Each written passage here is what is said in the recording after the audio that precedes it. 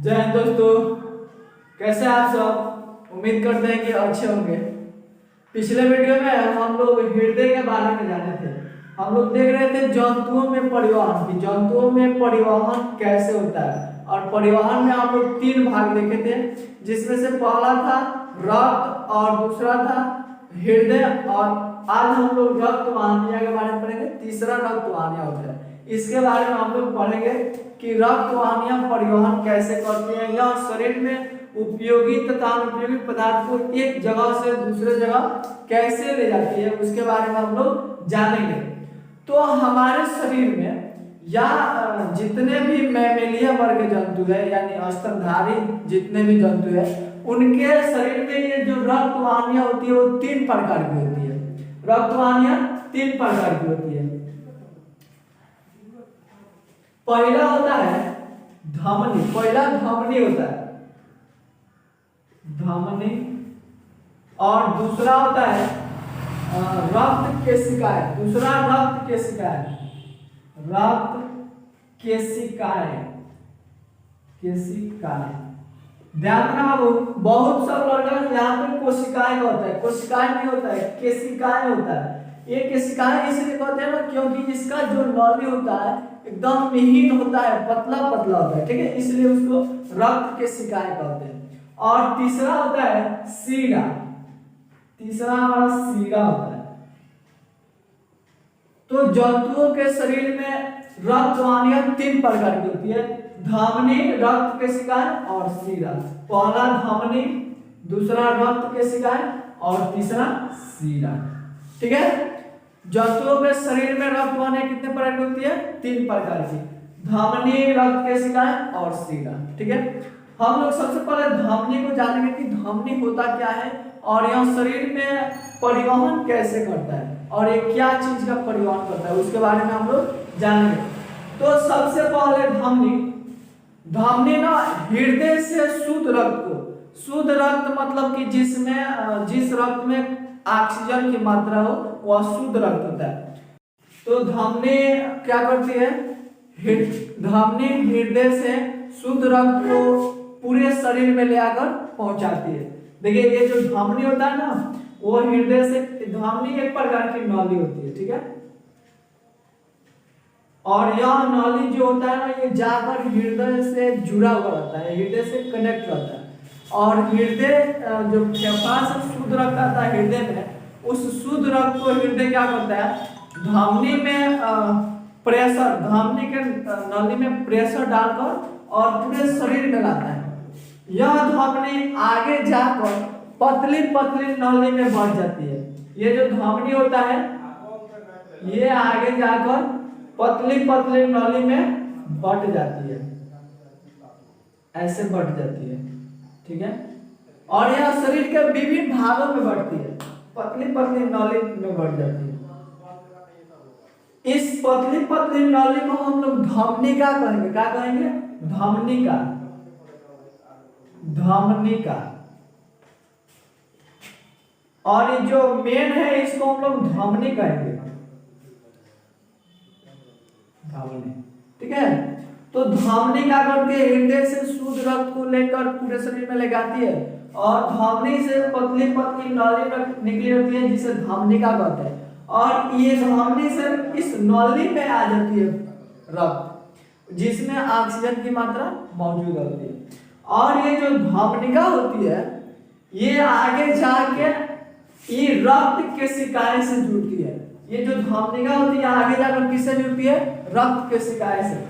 जैसे मान लीजिए कि ये कोशिका है, ठीक है, और ये बीच में केंद्रक होता है और ये बाहर झिल्ली होता है जिसे कोशिका झिल्ली कहते हैं। तो ये जो रक्त केशिकाएं हैं ये कोशिका में कनेक्ट रहती है, पतली पतली ये नली ऐसे होती है, ठीक है। तो ये जो धमनिका है ना, ये जाके ये रक्त केशिकाएं से जुड़ती है। ये धमनिका, विभिन्न धमनिका जाके किससे जुड़ती है? रक्त केशिकाएं से। ये रक्त केशिकाएं ना कोशिका में कनेक्ट रहती है। रक्त केशिकाएं कहाँ होती है? कोशिका में। ये रक्त केशिकाएं, रक्त केशिकाएं। और रक्त केशिकाएं क्या करती है, जो धमनी द्वारा आए हुए ऑक्सीजन युक्त ब्लड धमनिका से जो आती है रक्त केशिकाएं में, तो रक्त केशिकाएं से कोशिका में मिल जाती है। अब यहाँ पे समझने वाला बात है कि ये जो रक्त केशिकाएं होते हैं ना, ये पारगम्य होते हैं, पूर्ण रूप से पारगम्य होते हैं। मतलब कि इसके अंदर से कोई भी पदार्थ कोशिका में आ सकता है और कोई भी पदार्थ कोशिका से इस केशिकाएं के अंदर चला जाता है।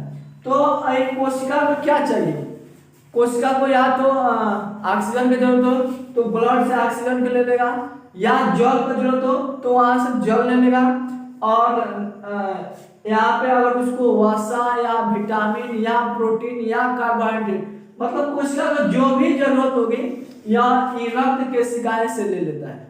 आगे समझ में, जो ये मेन लाइन है इसे हम लोग धमनी कहेंगे। धमनी आगे जाके धमनिका में बढ़ती है और यह धमनिका रक्त केशिकाएं से जुड़ती है। रक्त केशिकाएं कोशिका में कनेक्ट रहती है, जुड़ी रहती है, और रक्त केशिकाएं पारगम्य होती है। पारगम्य मतलब कि कोई भी पदार्थ दे देना और ले लेना, उसके आर पार हो सकता है। आर समझ में, तो इसमें से कोई भी पदार्थ कोशिका में चला जाएगा और कोशिका में से फिर से इसमें आ जाएगा। अब यह रक्त केशिकाएं आगे जाकर सिरिकाएं का निर्माण करती है। यह रक्त केशिकाएं आगे निकलकर सिरिकाएं का निर्माण करती है। सिराएं या सिरिकाएं, सिराएं। यह रक्त केशिकाएं आगे जाकर सिराएं का निर्माण करती है, और फिर यह सिराएं आगे जाकर एक मोटी सी नली, थोड़ा सा ये मोटा रहेगा, इससे जाकर जुड़ती है। विभिन्न सिराएं आगे जाकर एक मोटी नली से जुड़ती है। इसको हम लोग, ये जो नली है, इस नली को हम लोग सीरा कहेंगे। क्या कहेंगे? सीरा।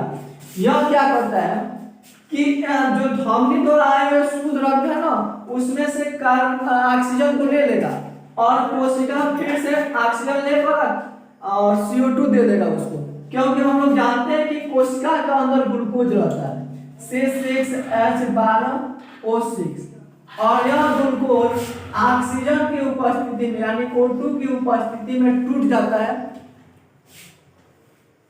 यह ग्लूकोज ऊपर लिख दे रहे हैं, कोशिका के अंदर ग्लूकोज होता है C6H12O6, और यह ग्लूकोज ऑक्सीजन की उपस्थिति में टूट जाता है, O2 की उपस्थिति में टूट जाता है, और यह टूटकर H2O बनाएगा, मतलब कि जल बनाएगा और ऊर्जा बनाएगा और कार्बन डाइऑक्साइड माने कि CO2 बनाएगा।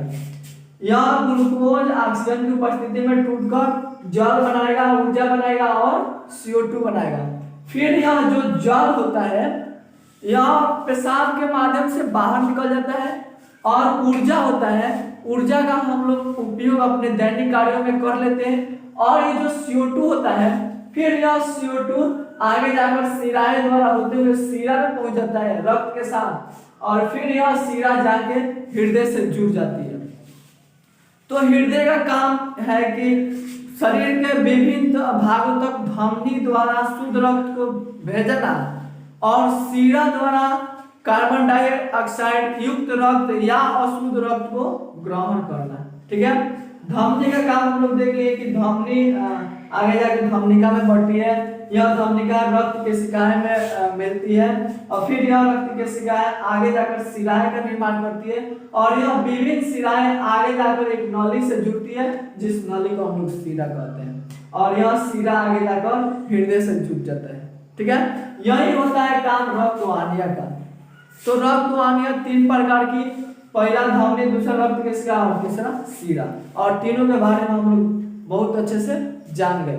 और इसमें इतना ही होता है, और बाकी आगे हम लोग लसिका के बारे में जानेंगे। ठीक है, आज के लिए इतना ही, और आप सबको ये वीडियो कैसा लगा जरूर कमेंट करके बताइएगा, और अच्छा लगा हो तो लाइक, शेयर और कमेंट करके बताइएगा, और सब्सक्राइब कर लीजिएगा।